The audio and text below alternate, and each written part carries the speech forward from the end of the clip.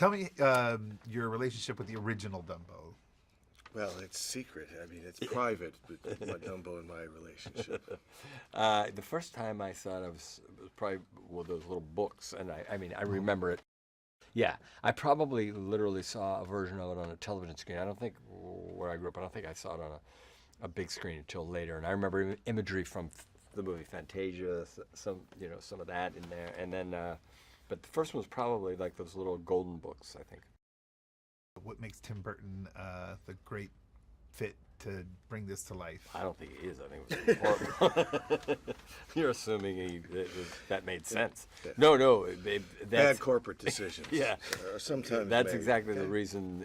I think a lot of times he is the right fit because he appears to many, or some would think, no, that's not what you want to do, and when in fact that's exactly what you want to do. This movie, case in point, Absolutely, it's a great film. Can you talk about Danny DeVito as the ringmaster?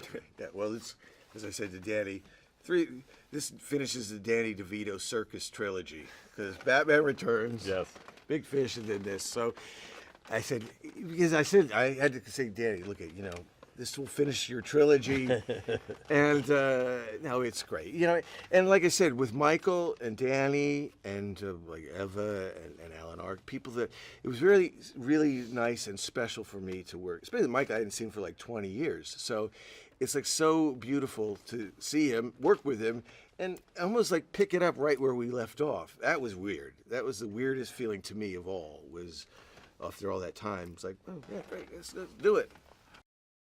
Was his attachment to this one of the reasons you came to the film?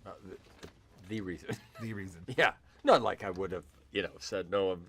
I'm not doing it, but I wasn't actually looking to go to work. To be honest with you, but yeah, I figured that no, this is always honestly, it's always a good time. There's a point below which, I mean, it's hard. Making movies is hard. So there are days that are grinding and everybody's tired and it's hard and it's hectic, but. I've yet to have a bad experience working on a Tim Burton movie. Awesome. But like childbirth, memory is short.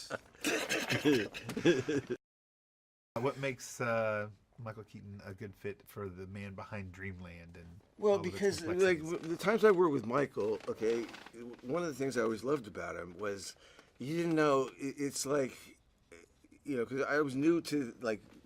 Show business, right? And so here's this guy, and it's just like a live wire, improvisational.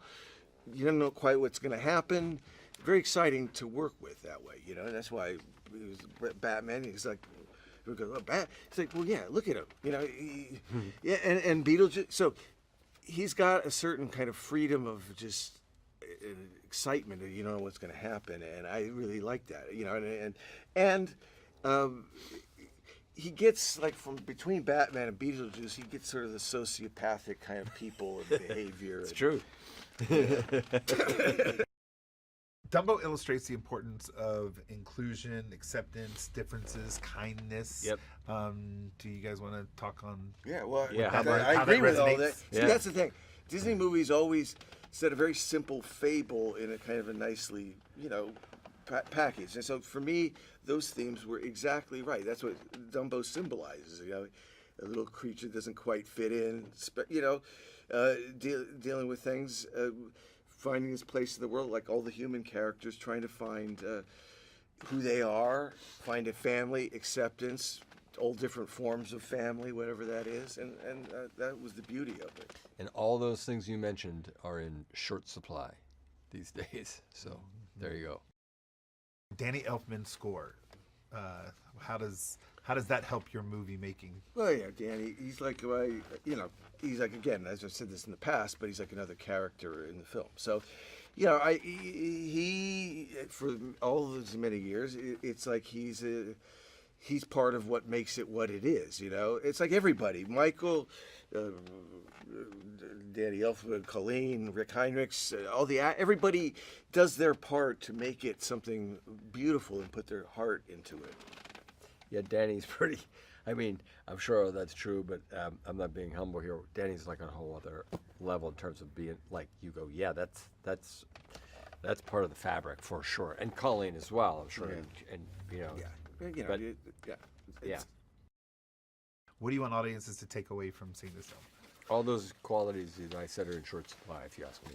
Yeah, I mean, again, we try to present it in a different way. It's just sort of a meditative, just like for me, what Disney movies used to do for me was, as a child, I go and learn about things and feel feelings that I didn't quite know, and it's how you learn about life in a sort of abstract way.